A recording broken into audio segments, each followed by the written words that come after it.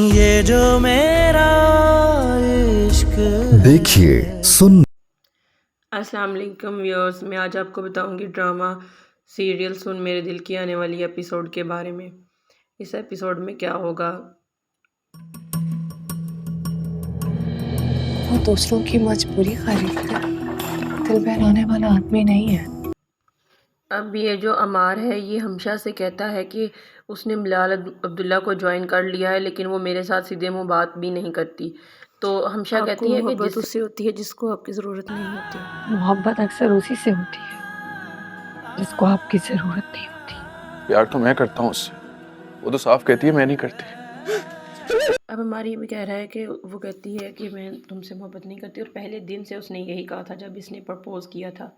और हमशा इसको बताती है कि वाकई में जो मोहब्बत उससे हो जाती है जिसको आपकी ज़रूरत नहीं होती है। हमशा जो है इनकी सीनियर थी सदफ़ और अमार की, यूनिवर्सिटी फ़ेलो थी। अभी यहाँ पे पहले से काम कर रही है बिलाल अब्दुल्ला के पास। और सदफ़ और ये जो अभी ज्वाइन करते हैं अमार, सदफ़ चाहती थी बिलाल अब्दुल्ला को ज्वाइन करना, लेकिन मिर्ज़ा नामदार साहब जो इसके फादर थे वो इसको यहाँ पे जॉब नहीं करने देते। तो वो इस वजह से कि वो ड्रिंक करता था। हर बात को मान लेते हैं। उसकी छुट्टी सैंक्शन हो गई है इन चुटकी में। यहाँ पे बिलाल अब्दुल्ला हमशा से कहता है कि जिसको हम जान लेते हैं उसकी हर बात भी जान लेते हैं। अब बिलाल अब्दुल्ला जो है वो अपनी शराब को जो पीने को है तर्क कर देता है और अपनी सारी शराब की बॉटल्स फेंकवा देता है। वो खुश है कि सदफ़ ने इसको ज्वाइन कर लिया है, क्योंकि मिर्ज़ा नामदार साहब कहते थे कि जब ड्रिंक करते हो तो मेरी बेटी का नाम ना लिया करो, और इसने तब बहुत फ़ील किया था। और अब जब उसको मिली है, उसको देखा है, तो कहता है वाकई ही वो ठीक कहते थे। और सदफ़ जो है वो घबराई घबराई सी है और अब ऑफिस में काम कर रही है। जी ना करो।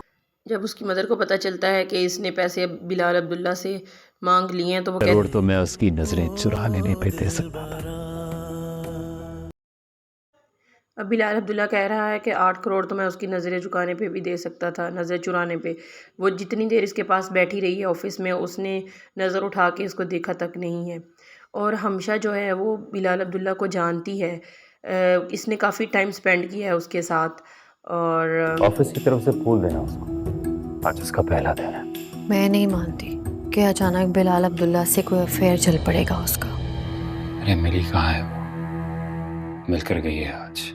इस तरह अपनी दोस्तों की नज़र में अपना इमेज खराब। बिलाल अब्दुल्ला हमशा को कहता है कि जिसको हम जान लेते हैं तो उसकी हर बात को जो है हम जानने लग जाते हैं, जबकि इसको नहीं पता कि सदफ़ को क्या ज़रूरत थी 8 करोड़ की, लेकिन इसने उसको चेक दे दिया फर्स्ट मीटिंग में ही।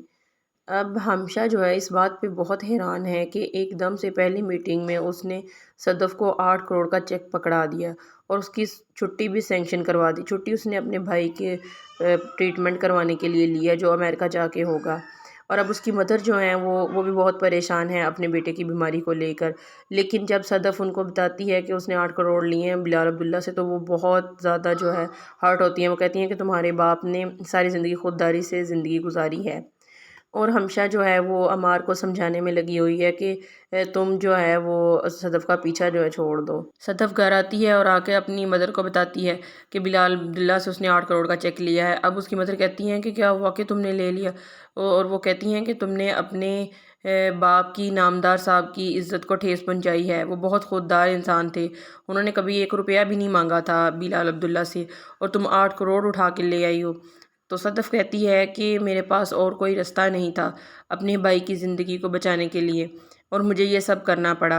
Please like and subscribe my channel for more interesting drama reviews.